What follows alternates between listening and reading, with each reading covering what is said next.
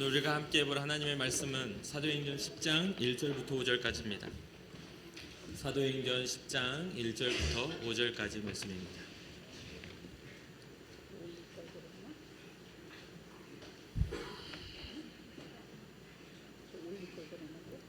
우리 한 목소리로 합독하도록 하겠습니다.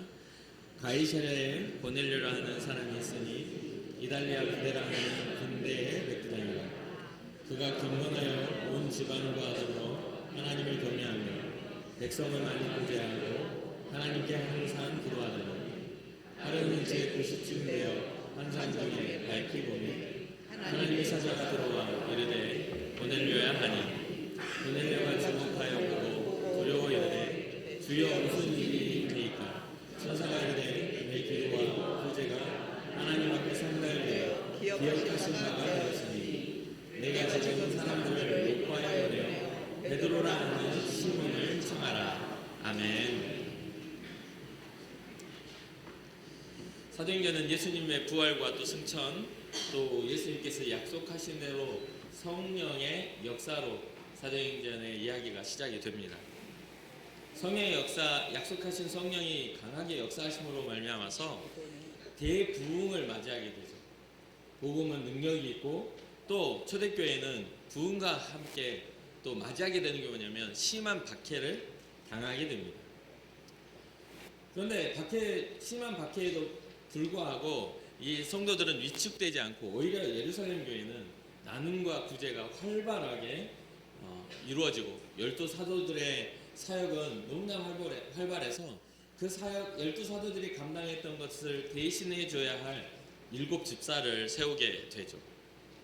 이게 사도행전 6장에 7 집사가 세우는 이야기로부터 쭉 이어지는데 하나님의 말씀이 점점 왕성하여 예루살렘의 수가 더 심이 많아지고 허다한 제사장들의 무리도 이 도에 복종하리라 하니라 라고 하면서 유대인들의 제사장들마저도 하나님 앞에서 돌이키는 그러한 일들이 일어나게 된 것이죠. 이런 증언이 나오니까 더욱더 박해는 심하게 일어나게 됩니다.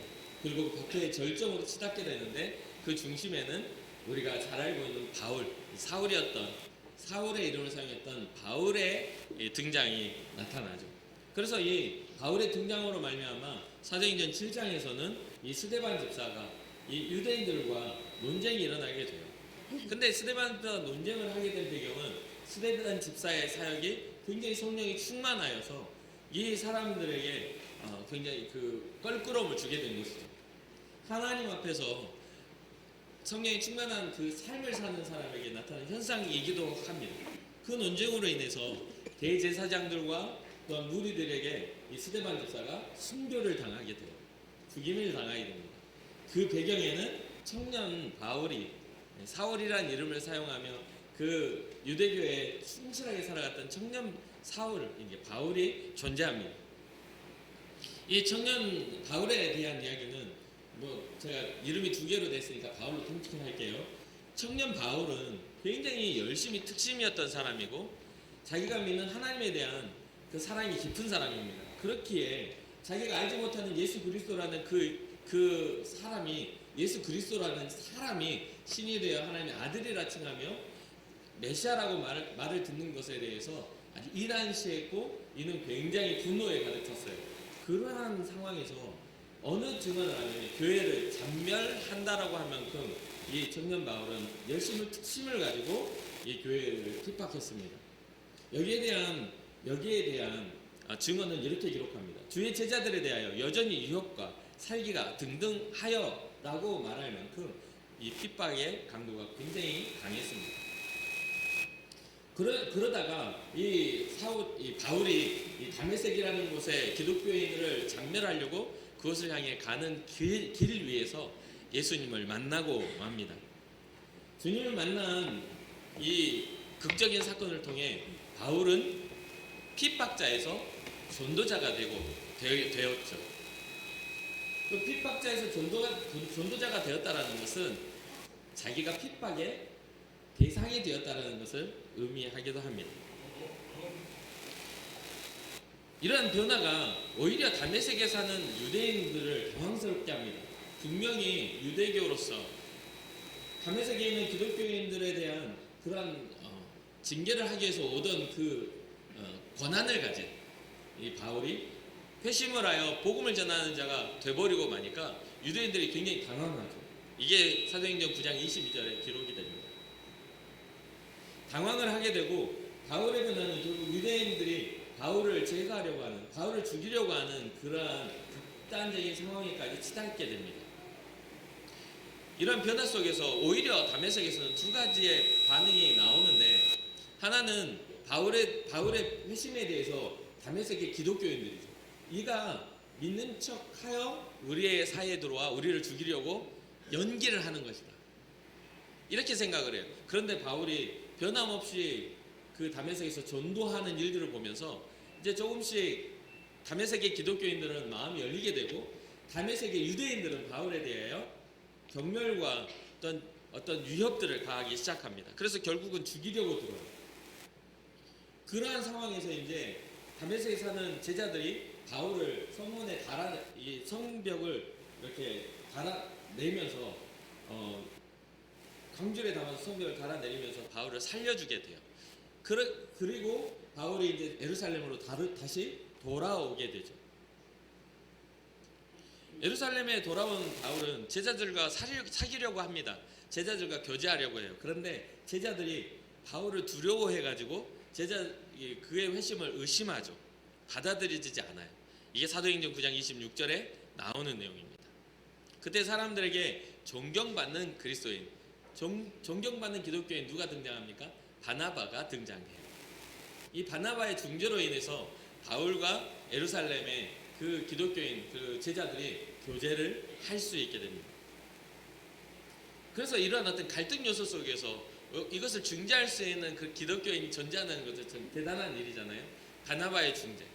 그리고 이제 그 상황에서 이제 헬라파 이제 기독교인들과 이제 중재를 하고 서로 가까워져서 또 복음에 대해서 확실히 하니까 이 바울이 복음을 전하기 시작해요. 그런데 헬라파 유대인들과 변론하게 되고 그들에게 또 미움을 받게 된 바울은 이제 청년 바울은 변화된 지 얼마 되지도 않았는데 또 살해 위협을 받게 됩니다. 이게 성경에 기록되어 있어요. 그래서 이제 또 그 살해 위협을 당하게 되니까 다시 도움을 받아서 가이사랴를 통해 다소 지역으로 바울이 피난을 보내지게 되죠. 그리고 오늘 본문으로 이어지는 이 상황 속에서 이렇게 바울의 이야기가 되다가 갑자기 사도행전 9장 32절에 베드로의 이야기로 딱 전환이 됩니다. 바울의 이야기를 쭉 하고 있다가 갑자기 베드로의 이야기로 전환이 되면서 베드로의 사역이 8년 된 중풍병자 에니아를 고치게 되고 또 죽은 여제자 다비다를 살리게 되는 그런 사역들, 기적적인 사역들을 통해서 이 베드로가 굉장히 큰 능력과 하나님 앞에서의 큰 전도의 일들을 감당하는 것들을 집중해서 이 사도행전 주목하게 하죠. 그리고 오늘 보면 10장 1절부터 11장 18절까지가 이방인 고넬료에 대한 이야기로 연결이 됩니다. 이 흐름을 보면 유대인들에게 전해졌던 복음이 어떻게 이방인들에게도 전해지고 그 복음이 전파되었는지를 우리 이 흐름을 통해 이 성경은 가르쳐주고 있는 것이죠. 유대인들에게 집중되었던 복음, 그것이 이방인들에게도 허용되는 이 과정들, 굉장히 큰 갈등들이 그 안에 있었던 거예요. 그 안에 고넬료의 이야기가 아주 핵심적으로 담겨 있습니다. 하나님의 섭리가 닿은 사람은 고넬료. 이 사람은 어떤 사람입니까? 고넬료의 어느 부분이 하나님의 관심을 끄는 부분이 되었고 또 고넬료의 어느 부분이 하나님이 주목하여 보는 사람이 되게 만들었을까가 오늘 우리가 생각해 보아야 할 아주 중요한 주제입니다.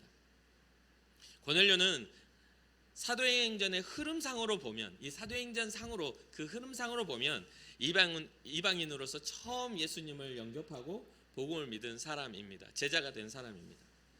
고넬료는 로마의 혈통으로 이탈리아 부대라고 이렇게 기록이 되어 있지만 이탈리아 부대의 백부장입니다. 당시 로마의 군대 조직은 한 군단이 있고요. 우리나라도 비슷합니다.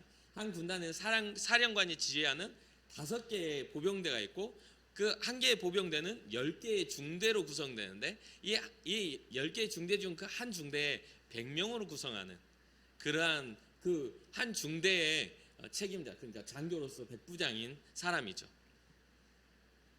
그렇게 베드로를 청한 이 고넬료가 로마의 사람으로, 로마의 장교로, 로마의 권위 있었던 세계를, 그때 당시에 세계관을 정복하였던 그 나라의 장교로서 어느 자기네들이 정복하고 다스리는 그 나라 작은 소국의 한 사람을 초청하고 그 앞에 엎드려 그의 복음을 듣고 삶을 회심하는 그 과정들을 절대로 평범한 과정이 아니었다는 것이죠. 이거는 성령께서 일하시지 않으면 일어날 수 없는 불가능한 일입니다. 게다가 고넬료의 회심 이후에 고넬료에게 복음을 전하고 세례를 베푼 베드로가 예루살렘 할례자들과 또 이방 할례자들에게 이방인과 접촉했다라는 것 때문에 강한 비난을 받게 됩니다. 유대인으로서 이방인과 교제하는 것에 대한 강한 비난을 받게 돼요. 그때에 그 비난 앞에 베드로는 이런 증언을 합니다. 사도행전 11장 16절부터 18절입니다. 내가 주의 말씀에 요한은 물로 세례를 베풀었으나 너희는 성령으로 세례를 받으리라 하신 것이 생각났노라. 그런즉 하나님이 우리가 예수 그리스도를 믿을 때에 주신 것과 같은 선물을 그들에게도 주셨으니 내가 누구이기에 하나님을 능히 맡겠느냐 하더라. 그들이 이 말을 듣고 잠잠하여 하나님께 영광을 돌려 이르되 그러면 하나님께서 이방인에게도 생명을 얻는 회개를 주셨도다 하니라 라고 이야기를 합니다. 이해를 하셨습니까? 베드로는 하나님이 이방인에게도 구원을 허락하심을 누가 막을 수 있는가라는 이야기를 합니다. 베드로의 변론이 결국 그 말을 들은 사람들의 입을 통해 하나님께서 이방인에게도 생명 얻는 회개를 주셨도다라는 고백을 하게 하는 증언을 하는 것이죠. 우리는 어떤 비난 앞에, 믿음의 비난, 누군가의 비난 앞에 우리는 급급한 나 자신의 입장을 변명하려고 듭니다.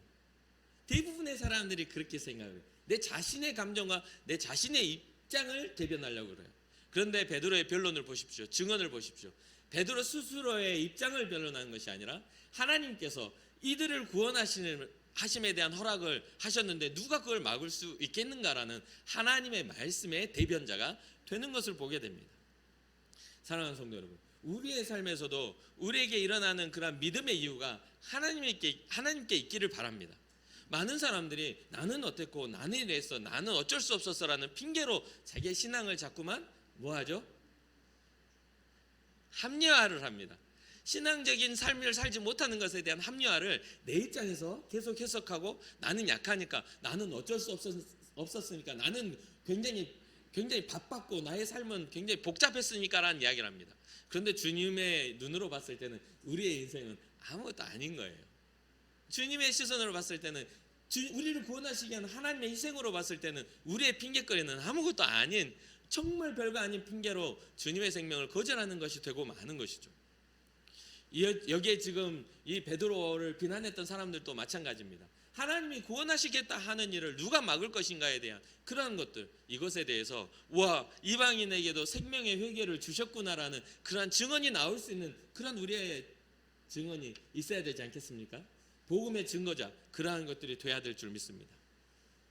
이후에 사도행전 15장에 보면 또 다른 분쟁이 일어납니다. 이방인 전도에 대해서 이제 제자들 사이에 이 예루살렘의 기독교인들 사이에도 이방인 분쟁에 대한 것들이 정립되지 않고 처음 일어나는 일이기 때문에 그게 굉장히 큰 분쟁거리로 일어나게 돼요.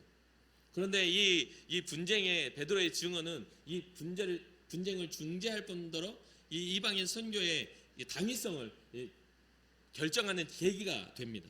사도행전 15장 7절에서 11절을 보면 이렇게 기록해요. 많은 변론이 있은 후에 베드로가 일어나 말하되 형제들아 너희도 알거니와 하나님이 이방인들로 내 입에서 복음의 말씀을 들어 믿게 하시려고 오래전부터 너희 가운데서 나를 택하시고 또 마음을 아시는 하나님이 우리에게와 같이 그들에게도 성령을 주어 증언하시고 믿음으로 그들의 마음을 깨끗이 하사 그들이나 우리나 차별하지 아니하셨느니라. 그런데 지금 너희가 어찌하여 하나님을 시험하여 우리 조상과 우리도 능히 매지 못할 멍에를 제자들의 목에 두려느냐.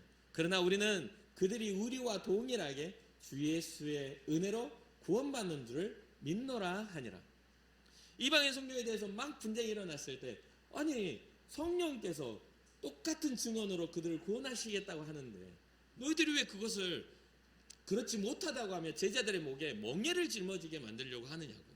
하나님이 원하시는 그런 사명의 멍에가 아니라 그들의 인식과 삶의 멍에를 짊어지게 만들려고 하는 그것을 멈추라고 이야기하면서 그 안에 중재가 끝나 이방인 선교에 대한 당위성이 결정되게 됩니다. 이 사건을 통해 바울과 바나바의 이방인 전도의 검증이 맞춰지게 되고 바울이 더욱 힘을 얻어 이방인 선교 여행을 떠나게 되는 그러한 일이 되는 것이죠. 이러한 사도행전의 배경 속에 사도행전의 저자는 하나님이 주목하시는 사람으로서의 고넬료를 조금 집중해서 우리에게 살펴보게 하고 있습니다. 고넬료가 가진 신앙의 모습을 통해 우리가 어떠한 모습으로 주님 앞에 서야 하는지를 우리는 오늘 시간 알 수 있을 것입니다. 첫 번째 2절 말씀입니다. 첫 번째 고넬료는 하나님 앞에 경건한 사람이었다. 그가 경건하여 라고 2절이 시작을 하죠. 경건한 사람 고넬료.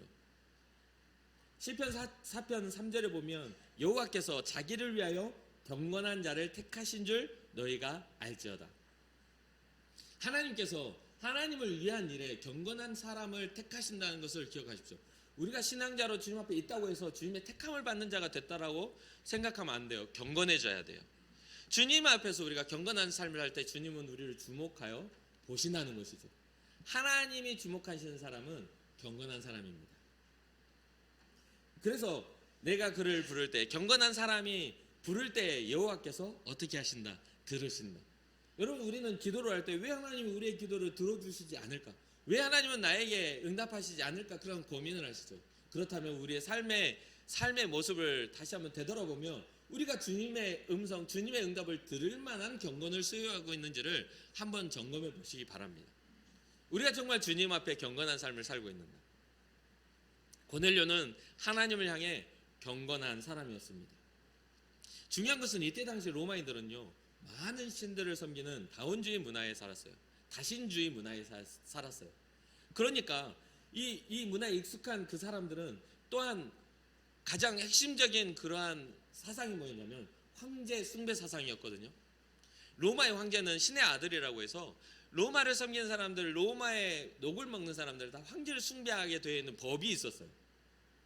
그런데 이 고넬료는 황제의 군대로서 로마의 군인으로서 황제 숭배 사상에 빠져있지 않고 하나님을 섬기는 사람이었다라는 것입니다. 대단한 일이죠. 사랑하는 성도 여러분, 우리가 정말 하나님 앞에 우리의 경건이 하나님 앞에 속해 있는지를 한번 점검해 볼 수 있는 은혜가 있기를 바랍니다. 그리고 또한 우리의 신앙의 이유가 어떤 삶의 외적인 그런 요소들이나 환경에 자꾸 탓하고 있는지도 살펴봐야 돼요. 그럴 만한 상황이 아님에도 불구하고 이방인 고넬료는 하나님 앞에 경건한 사람이었다. 이게 하나님이 주목하시는 핵심입니다. 그 다음에 하나님이 주목하셨던 그 이유 중 그 두 번째가 뭐냐면요, 이 온 지방과 더불어 하나님을 경외하였다. 경건을 증명하는 것은요, 그의 경건을 증명하는 건 따로 그가 증명한 내용이 이렇게 증명할 필요가 없는 것이, 우리가 그것을 이 사람이 진짜 경건했나 그 진정성을 생각할 필요가 없는 이유는요, 성경이 이 경건에 대해서 하나님의 검증으로 기록하고 있기 때문이죠. 그 검증은 뭐냐면 고넬료는 혼자뿐 아니라 온 지방과 더불어 하나님을 경외하는, 하나님을 두려워하는 사람이었다는 거예요. 시편 33편 18절부터 19절 이 구절에는 하나님을 경외하는 것에 대한 이야기가 나옵니다. 여호와는 그를 경외하는 자 곧 그의 인자하심을 바라는 자를 살피사 그들의 영혼을 사망에서 건지시며 그들이 굶주릴 때 그들을 살리시는도다. 지금 고넬료의 경건은요, 사망에서 건져지는 고넬료의 영혼을 살피시는 하나님을 경험하게 만들었습니다. 사실 고넬료는 자기의 삶에 특별한 변화가 일어날 필요가 없는 사람입니다. 백부장으로서 안정된 그러한 입지, 명예를 가지고 있었고, 백부장으로서 그가 가난하지 않고 온 지방과 더불어 평안할 수 있는 사람입니다. 먹고 마시는데 문제가 없어요. 세계관의 최강자인 로마의 군인입니다. 그리고 그가 가지고 있는 권세도, 그때는 지금도 권세를 잡은 사람들이 놀랍게도 무서운데, 또 못 사는 나라를 가면 교통경찰이 제일 무섭다 할 만큼 놀랍게 그 권력이라는 게 무서운 건데, 이때 당시에 로마의 백부장이라는 것은 엄청난 권세를 가지고 있는 것이죠. 그런데 이 사람의 삶에서 특별한 변화가 꼭 일어날 필요가 없어요. 그러나 하나님은 이 사람에게, 이 고넬료에게 특별한 변화를 주셨는데 뭐냐? 이방인으로서 복음을 알지 못하는 자로서 사망할 수밖에 없는, 죽을 수밖에 없는 인생에서 살리는 역사가 일어난 겁니다. 이 땅에서의 삶의 안전과 평안만을 위한 것이 아니라 이 버림받는 자, 하나님 앞에 구원받지 못할 자라고 여겨졌던 그 고넬료를 하나님이 부르셔서 사망에서 생명으로 옮기시는 그러한 과정들이 있다는 것이죠. 그래서 시편 33편의 이 이야기는 굉장히 의미가 있는 겁니다. 구약시대 때부터 성령의 하나님의 신에 감동된 사람들의 그 시편이지 않습니까? 여호와는 그를 경외하는 자, 곧 그의 인자하심을, 그분의 사랑하심을 바라는 자들을 살피사 그들의 영혼을 사망에서 건지시며 그들이 굶주릴 때에 그들을 살피시는 하나님. 이 고넬료의 삶을 살피시는 하나님, 주목하여 보시는 하나님. 어떨 때요? 하나님을 경외할 때요. 여러분들이 하나님의 관심을 받고 싶고 하나님의 사랑을 받고 싶으시다면 하나님을 경외하는 자 되시기를 주님의 이름으로 축복합니다. 또한 이 고넬료가 하나님 앞에 주목받은 사람이 될 수 있었던 세 번째 이유는, 조금 이 말씀에서는 순서를 좀 제가 바꿨습니다만 세 번째 이유는 하나님께 항상 기도하는 사람이었기 때문입니다. 하나님께 항상 기도하더니 라고 2절에 이야기하잖아요. 시편 32편 6절에 이렇게 말합니다. 이로 말미암아 모든 경건한 자는 주를 만날 기회를 얻어서 주께 기도할지라. 경건한 사람들이라면, 여러분들이 경건을 추구하는 사람들이라면 주님을 만날 기회를 잡고 주님 앞에 기도하는 사람이어야만이 경건이 증명됩니다. 모양으로 되는 것도 아니고 우리의 입에 나는 경건해라고 내 스스로가 나를 경건하다고 지칭해서 되는 게 아닙니다. 진짜 하나님 앞에 경건한 사람은 자기의 시간을 구별하여 주님의 만날 그 시간을 구별할 줄 아는 사람, 그게 바로 그의 경건한 사람의, 하나님이 주목하시는 사람의 특징입니다. 사랑하는 성도 여러분, 여러분들의 삶의 하루의 일정이나 일주일의 일정 가운데 주님을 만날 시간을 결정하고 결단하는 시간이 얼마나 되십니까? 그러한 시간들이 결단되어질 때 하나님은 여러분들을 주목하시고 여러분들의 목소리와 여러분의 삶에 귀 기울이시는 분임을 잊지 마시기를 바랍니다. 이렇게 해서 이 시편을 보면 모든 경건한 자는 주를 만날 기회를 얻어서 주께 기도할지라. 그러면서 연결되어지는 말이 뭐냐면 진실로 홍수가 범람할지라도 그에게 미치지 못하리로다. 홍수가 범람한다라는 그러한 것들은요, 이 홍수라는 것은 하나님의 노아 시대의 심판이잖아요. 여기서 말하는 우리가 오늘 우리 한국이 이렇게 홍수 나가지고 사람 인명피해 나고 이 정도 수준이 아니라 하나님의 심판이 세상에 관영한다 할지라도 그에게 미치지 못할 것이라는 노아의 복을 받는 것입니다. 하나님을 경건하여 주를 만날 기회를 가지고 기도하는 사람은요, 홍수, 하나님의 심판이 일어난다 할지라도, 또 다른 하나님의 심판 앞에 선다 할지라도 그게 미치지 않는다라는 증언이에요. 사랑하는 성도 여러분, 오늘날 우리가 잘 사는 것, 잘 먹는 것, 노아 시대도 마찬가지죠. 사람들은 술 취하고 그 안에 죄가 세상에 관영할 정도로 자기 중심적인 그런 하나님을 잃어버린 그런 문화와 인류가 되었습니다. 그때 노아는 하나님께 집중하였고 주님의 말씀에 순종하여 배를 만들었죠. 사람들이 봤을 때 미련한 일이고 사람들이 봤을 때는 아무런 가문이 없는 일입니다. 심판이 오기 전까지는 배는 아무런 쓸모가 없습니다. 산 위에서 만들어지는 그 배가 어떤 쓸모가 있겠어요? 그러나 하나님의 심판의 때가 다가왔을 때에는 그 배는 구원의 배요, 살리는 배였다는 거죠. 우리에게는 그 구원의 방주가 바로 예수 그리스도임을 믿으시기 바랍니다. 우리에게는 예수 그리스도가 미련해 보이는 것처럼 세상 사람들이 봤을 때는 그게 무슨 사는 방식이냐라고 우리를 손가락질할 수 있겠지만, 하나님의 심판의 때가 되면, 홍수가 범람하여 우리를 심판하기 시작하면 우리는 안전하게 예수 그리스도의 복음의 그 빛 가운데, 복음의 그런 방주 가운데 우리는 구원을 받을 수 있다라는 것을 잊지 마시기를 바랍니다. 아주 중요해요. 경건한 사람은 하나님을 경외하고 때를 따라 시간을 정하여 주님을 만날 기도의 시간을 갖는다라는 것, 굉장히 중요합니다. 여러분들의 삶에, 여러분 신앙에 있어서 꼭 이러한 결단이 일어나기를 주님의 이름으로 축복합니다. 여기에서도 이제 이 고넬료가 그렇게 항상 기도하더니라고 하면서 연결되어지는 3절이 나와요. 하루 제9시쯤 되어 환상 중에 밝히 보매 하나님의 사자가 들어와 이르되 고넬료야 하니 라고 이야기하죠. 하나님의 사자가 찾아옵니다.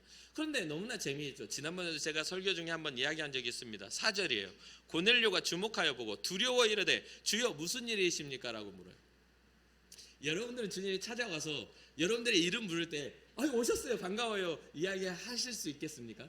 여러분들이 골방에 앉아있는데 가만히 앉아서 조그만 골방에 있는데 바로 아무도 없었던 자리에 주님이 여러분 바로 앞에 딱 앉아가지고 까꿍 하면 여러분 뭐라고 하시겠어요? 여러분 이름을 딱 부르. 생전 보도 듣도 못한 양반이 앉아가지고 이름을 부르는 거예요. 어떤 사람은 진짜 주님 너무나 간절히 바라가지고 주님 오셨군요 하고 맞이한 사람도 분명히 있습니다. 제 인생에 보면 그런 성도 있어요. 그러나 고넬료도요, 항상 기도하는 사람이지만 주님이 직접 찾아서 주님의 사자가 왔을 때 두려워합니다.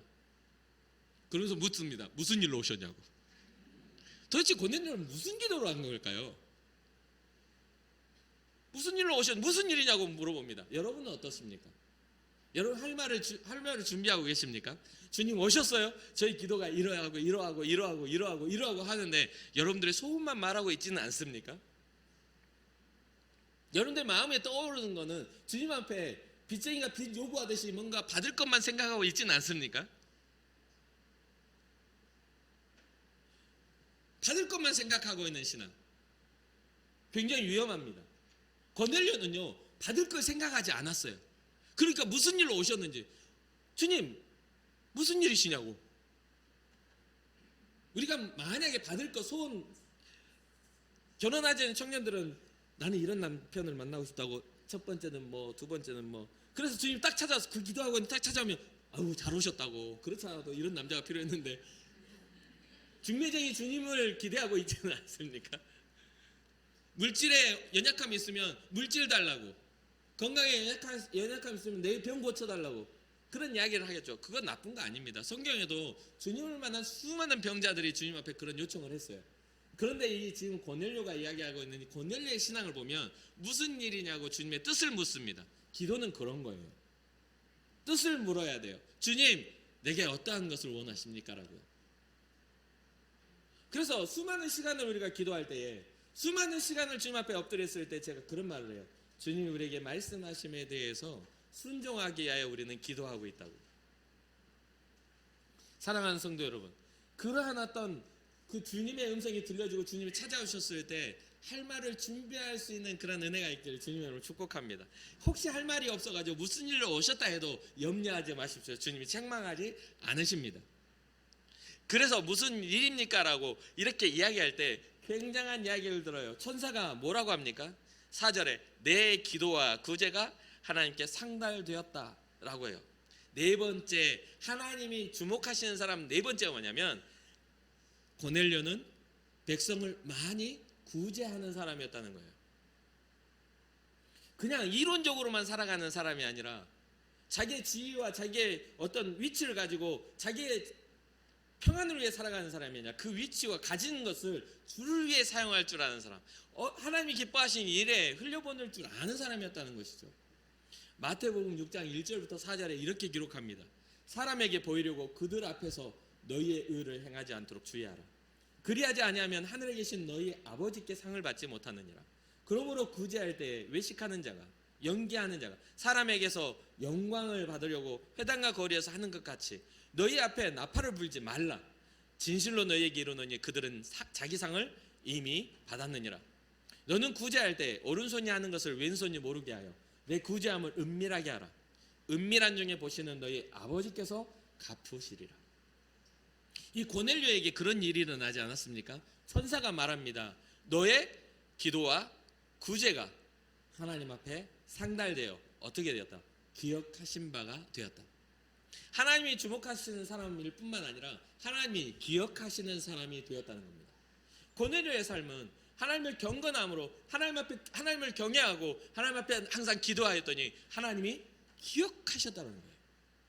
여러분들은 하나님이 기억하실 만한 사람입니까? 여러분 혹시 스스로가 나는 기억하셔야만 됩니다. 하나님 그냥 자신감이 넘쳐흘러가지고 아무것도 안 하면서도 기억해 주셔야 돼요. 기억을 하나님이 기억하실 수 있는 방법 두 가지가 있습니다. 진짜 나쁜 사람으로 사십시오.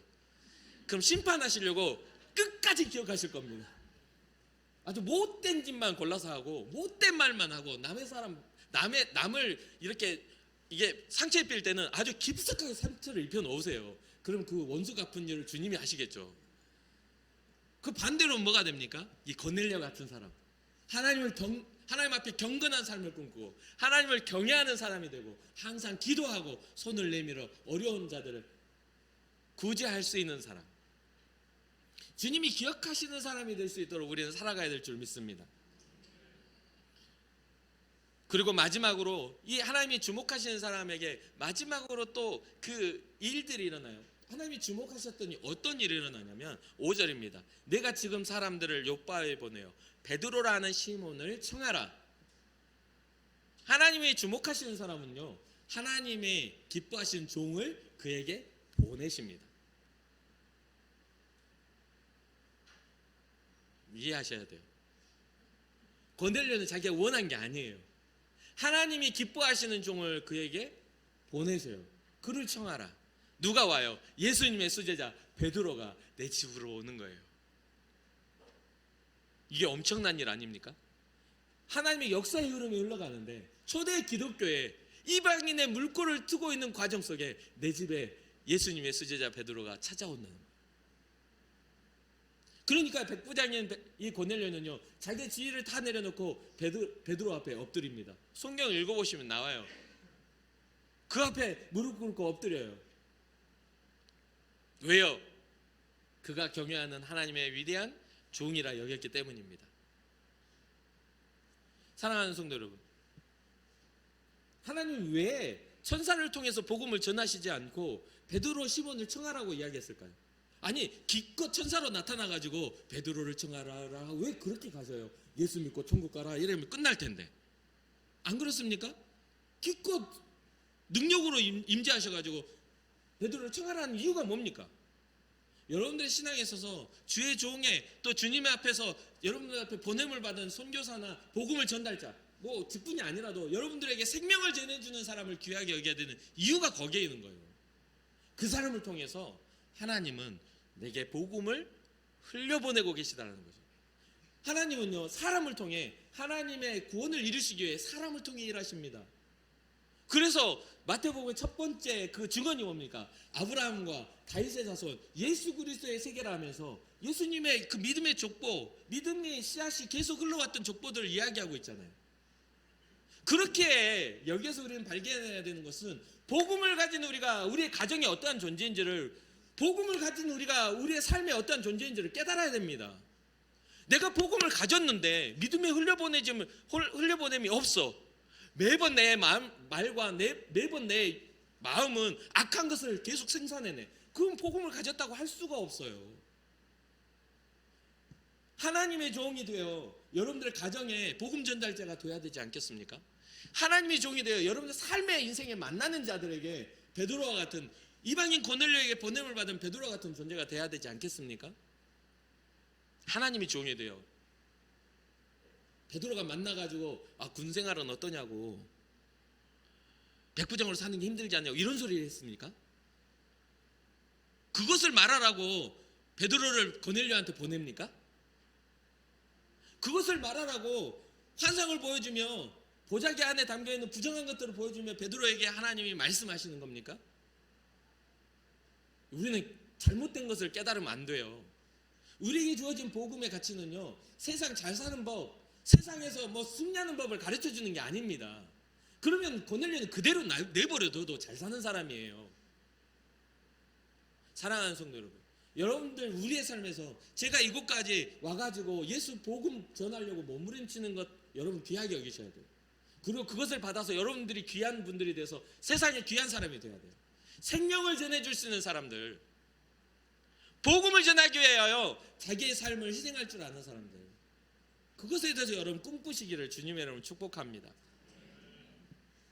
예수님이 왜 베드로가 청함을 받고 복음을 전해주냐면, 예수님이 부활하며 승천하실 때에 그 복음을 전할 사명을 그 제자들과 믿는 자들에게 위임하셨기 때문입니다. 예수님께서 직접 이 땅에 오셔서 십자가를 지시며 하나님 나라를 소개하셨던 그 일이 굳이 육신을 입어서까지 이렇게 전해야 될 일입니까? 그런데 주님은 그렇게 하시면서 하는 말이 그게 가치가 있다라고 말씀하시는 거예요. 유한한 우리의 인생에 있어서 우리의 삶의 목적이 잠깐 왔다 정말 희생으로 그 하나님의 나라를 회복하셨던 주님의 그 모습들이 하나님의 나라의 가치를 우리에게 소개하시기 위해서, 우리에게 주어진 사람의 가치를 더 높여주기 위해서, 유한한 우리를 더 높여주시기 위해서 주님이 인간의 몸을 입으셨다는 걸 잊지 말아야 돼요. 영으로 일하시지 못하셔서 십자가로 우리에게 보여주신 게 아니란 말입니다. 그렇게 여러분들의 손이 일하는 수고가, 주님을 위하는 수고가 헛되지 않습니다. 은밀한 중에 보시는 분이에요. 꼭 잊지 마시기 바랍니다. 또한 유대인뿐만 아니라 모든 인류에 전해지기 위해서 주님은 일꾼을 사용하시는 분임을 잊지 마시고 하나님의 계획에 주님의 일꾼 되시기를 축복합니다. 마지막으로 사랑하는 인천 금곡교회 성도 여러분, 고넬료를 통해서 우리가 깨달아야 하는 것 한번 정리를 해봅시다.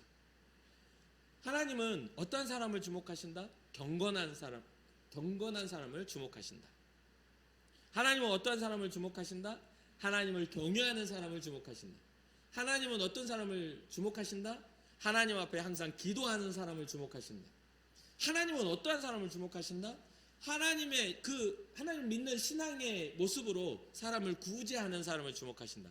많은 것을 가졌기에 베풀 수 있는 게 아니라 가질 마음을 가져야만 베풀 수 있는 겁니다. 하나님 앞에 경외하는 그런 마음으로 그런 손을 펼쳐서 할 수 있어야 되는 거죠. 야고보서 1장 27절에 이렇게 말해요. 하나님 아버지 앞에서 정결하고 더러움이 없는 경건은 곧 고아와 과부를 그 환난 중에 돌보고 또 자기를 지켜 세속에 물들지 아니하는 그것이니라. 첫 번째는 고아와 과부를 돌보는 것이지만 여러분들의 삶을 지켜서 세속에 물들지 않기를 여러분들은 노력해야 되는 거예요. 세속의 생각들, 세속의 방법들이 하나님의 방법인 것처럼 착각되게 만드는 것들을 우리는 경계해야 되는 것입니다. 그렇기 때문에 우리는 고넬료의 경건을 배워야 해요.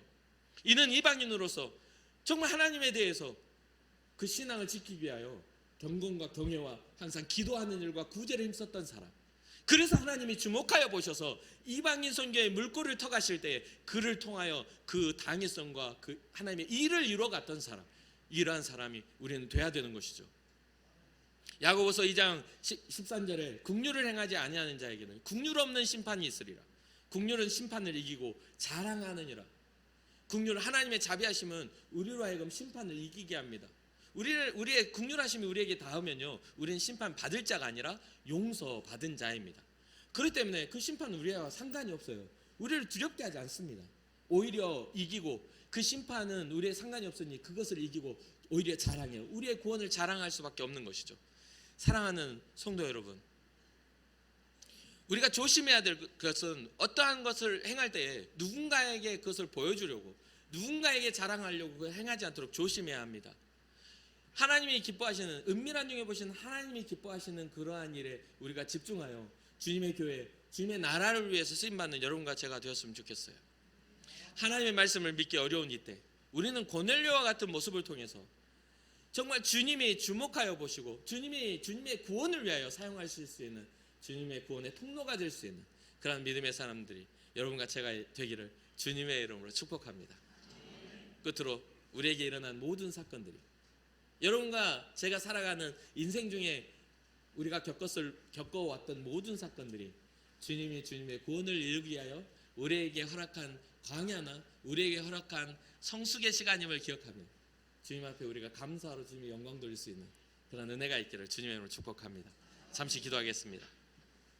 살아계신 하나님, 오늘 우리가 고넬료의 사건을 통해서 주님 앞에 경건한 삶과 주님을 경외하는 삶과 또 항상 기도하는 삶, 또한 구제에 힘쓰는 삶이 얼마나 주님이 기뻐하시는 삶인지를 다시 한번 깨달아야 합니다. 알게 되었습니다. 하나님, 우리로 하여금 하나님이 주목하시는 삶의 사람으로, 믿음의 사람으로 살아갈 수 있는 힘과 능력이 우리 가운데 있게 하여 주시옵소서. 그래서 우리를 통해 주님의 구원을 이루시고 우리를 통해 주님의 나라가 확장되는 그런 은혜가 있게 하여 주시옵소서. 감사드리며 이 모든 말씀 예수님의 이름으로 축복하며 기도합니다. 아멘.